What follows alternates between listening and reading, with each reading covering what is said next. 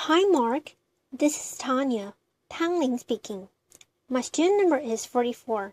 I'm a freshman at NCUE. Today, I'm going to read a speech given by Leila Hoteit. This speech is called 3 Lessons on Success from an Arab Businesswoman. Mom, who are these people? It was an innocent question from my young daughter Alia around the time when she was 3.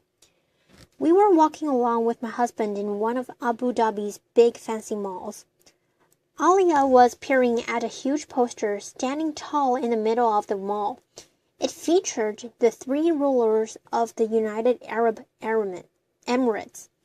As she tugged to my side, I bent down and explained that these were the rulers of the UAE who had worked hard to develop their nation and preserve its unity. She asked, "Mom, why is it that here where we live and back in Lebanon, where Grandma and Grandpa live, we never see the pictures of powerful women on the walls? Is it because women are not important?" This is probably the hardest question I've had to answer in my years as a parent and in my 16 plus years of professional life, for that matter. I had grown up in my hometown in Lebanon, the younger of 2 daughters to a very hard-working pilot and director of operations for the Lebanese Airlines and a super supportive stay-at-home mom and grandma. My father had encouraged my sister and I to pursue our education, even though our culture emphasized at the time that it was sons and not daughters who should be professionally motivated. I was one of very few girls of my generation who left home at 18 to study abroad. My father didn't have a son, and so I, in a sense, became his. Fast forward a couple of decades, and I hope I didn't do too badly in making my father proud of his would-be son, as I got my bachelor's and PhD in electrical engineering, did R&D in the UK, then consulting in the Middle East. I have always been in male-dominated environments. Truth be told, I have never found a role model I could truly identify with. My mother's generation wasn't into professional leadership. There were some encouraging men along the way, but none knew the demands and pressures I was facing. Pressures that got particularly acute when I had my own 2 beautiful children. And although Western women love to give us poor, oppressed Arab women advice, they live different lives with different constraints. So Arab women of my generation have had to become our own role models. We have had to juggle more than Arab men, and we have had to face more cultural rigidity than Western women. As a result, I would like to think that we poor, oppressed women actually have some useful, certainly hard-earned lessons to share, lessons that might turn out useful for anyone wishing to thrive in the modern world. Here are 3 of mine. Convert their shit into your fuel. Laughter. Applause. There is this word that everybody is touting as the key to success. Resilience. Well, what exactly is resilience, and how do you develop it? I believe resilience is simply the ability to transform shit into fuel. In my previous job, before my current firm, I was working with a man we would call John. I had teamed up with John and was working hard, hoping he would notice how great I was and that he would come to support my case to make partner at the firm. I was, in addition to delivering on my consulting projects, writing passionately on the topic of women economic empowerment. One day, I got to present my research to a roomful of MBA students. John was part of the audience listening for the first time to the details of my study. As I proceeded with my presentation, I could see John in the corner of my eye. He had turned a dark shade of pink and had slid under his chair in apparent shame. I finished my presentation to an applauding audience, and we rushed out and jumped into the car. There, he exploded. "What you did up there was unacceptable. You are a consultant, not an activist. I said, John, I don't understand. I presented a couple of gender parity indices and some conclusions about the Arab world. Yes, we do happen to be today at the bottom of the index, but what is it that I said or presented that was not factual? To which he replied, the whole premise of your study is wrong. What you're doing is dangerous and will break the social fabric of our society. He paused, then added, when women have children, their place is in the home. Time stood still for a long while, and all I could think and repeat in the chaos of my brain was, you can forget about that partnership, Leila. It's just never going to happen. It took me a couple of days to fully absorb this incident and its implications. But once I did, I reached 3 conclusions. 1, that these were his issues, his complexes. There may be many like him in our society, but I would never let their issues become mine. 2, that I needed another sponsor, and fast. Laughter. I got one, by the way, and boy was he great. And 3, that I would get to show John what women with children can do. I applied this lesson equally well to my personal life. As I have progressed in my career, I have received many words of encouragement, but I have also often been met by women, men, and couples who have clearly had an issue with my husband and I having chosen the path of a dual career couple. So you get this well-meaning couple who tells you straight out at a family gathering or at a friend's gathering that, come on, you must know you're not a great mom given how much you're investing in your career, right? I would lie if I said these words didn't hurt. My children are the most precious thing to me, and the thought that I could be failing them in any way is intolerable. But just like I did with John, I quickly reminded myself that these were their issues, their complexes. So instead of replying, I gave back one of my largest smiles as I saw, in flashing light, the following sign in my mind's eye. Be happy. It drives people crazy. Applause. You see, as a young woman in these situations, you have 2 options.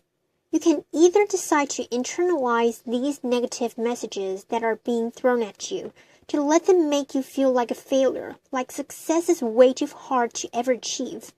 Or you can choose to see that others' negativity is their own issue, and instead transform it into your own personal fuel.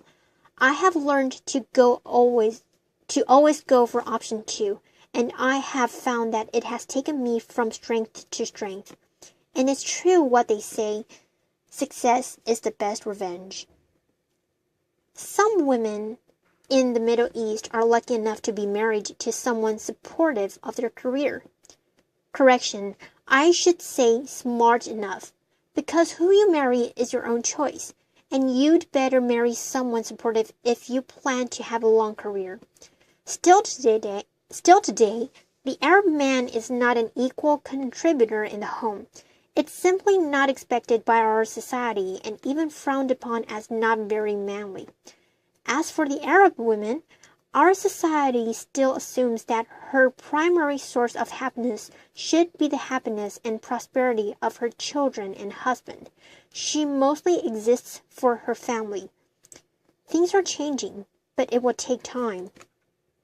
For now, it means that the professional Arab woman has to somehow maintain the perfect home, make sure that her children's every need is being taken care of, and manage her demanding career. To achieve this, I have found the hard way that you need to apply your hard-earned professional skills to your personal life. You need to work your life. Here's how I do this in my personal life. One thing to know about the Middle East is that nearly every family has access to affordable domestic help. The challenge, therefore, becomes how to recruit effectively. Just like I would in my business life, I have based the selection of who would support me with my children while I'm at work on a strong referral. Christina had worked for 4 years with my sister, and the quality of her work was well established. She is now an integral member of our family, having been with us since Alia was 6 months old. She makes sure that the house is running smoothly while I'm at work, and I make sure to empower her in the most optimal conditions for her and my children, just like I would my best talent at work. This lesson applies whatever your childcare situation, whether an au pair, nursery, part-time nanny that you share with someone else. Choose very carefully and empower. If you look at my calendar, you will see every working day 1.5 hours from 7 p.m. to 8:30 p.m. UAE time blocked and called family time. This is sacred time. I have done this ever since Alia was a baby. I do everything in my power to protect this time so that I can be home by then to spend quality time with my children, asking them about their day, checking up on homework, reading them a bedtime story, and giving them lots of kisses and cuddles. If I'm traveling in whatever the time zone, I use Skype to connect with my children even if I am miles away. Our son Burhan is 5 years old, and he's learning to read and do basic maths. Here's another confession. I have found that our daughter is actually more successful at teaching him these skills than I am. Laughter. It started as a game, but Alia loves playing teacher to her little brother, and I have found that these sessions actually improve Burhan's literacy, increase Alia's sense of responsibility, and strengthen the bonding between them, a win-win all around. The successful Arab women I know have each found their unique approach to working their life as they continue to shoulder the lion's share of responsibility in the home.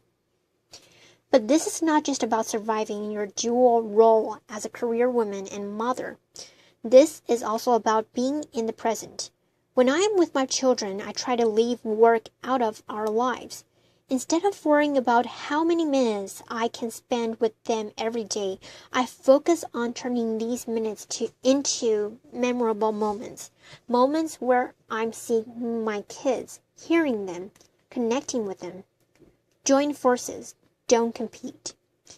Arab women of my generation have not been very visible in the public eye as they grew up. This explains, I think, to some extent, why you find so few women in politics in the Arab world.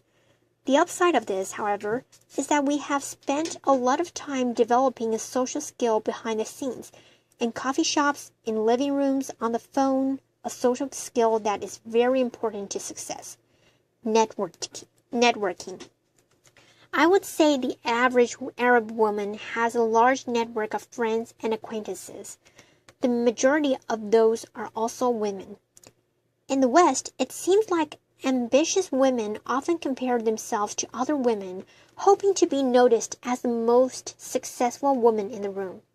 This leads to the much spoken about competitive behavior between professional women. If there's only room for one woman at the top, then you can't make room for others, much less lift them up. Arab women, generally speaking, have not fallen for this psychological trap. Faced with a patriarchal society, they have found that by helping each other out, all benefit. In my previous job, I was the most senior woman in the Middle East, so one could think that investing in my network of female colleagues couldn't bring many benefits, and that I should instead invest my time developing my relationships with male seniors and peers. Yet 2 of my biggest breaks came through the support of other women. It was the head of marketing who initially suggested I be considered as a young global leader to the World Economic Forum. She was familiar with my media engagements and my publications, and when she was asked to voice her opinion, she highlighted my name. It was a young consultant, a Saudi lady and friend, who helped me sell my first project in Saudi Arabia, a market I was finding hard to gain traction in as a woman. She introduced me to a client, and that introduction led to the first of very many projects for me in Saudi. Today, I have 2 senior women on my team, and I see making them successful as key to my own success. Women continue to advance in the world, not fast enough, but we're moving. The Arab world, too, is making progress, despite many recent setbacks. Just this year, the UAE appointed 5 new female ministers to its cabinet, for a total of 8 female ministers. That's nearly 28% of the cabinet, and more than many developed countries can claim. This is today my daughter Alia's favorite picture. This is the result, no doubt, of great leadership, but it is also the result of strong Arab women not giving up and continuously pushing the boundaries. It is the result of Arab women deciding every day, like me, to convert shit into fuel, to work their life to keep work out of their life, and to join forces and not compete. As I look to the future, my hopes for my daughter when she stands on this stage some 20-30 years from now are that she be as proud to call herself her mother's daughter as her father's daughter. My hopes for my son are that by then the expression her mother's son or mama's boy would have taken on a completely different meaning. Thank you. Okay, Mark, so this is the end of the speech, and I'm glad that you were listening, and I'll see you next time. Bye.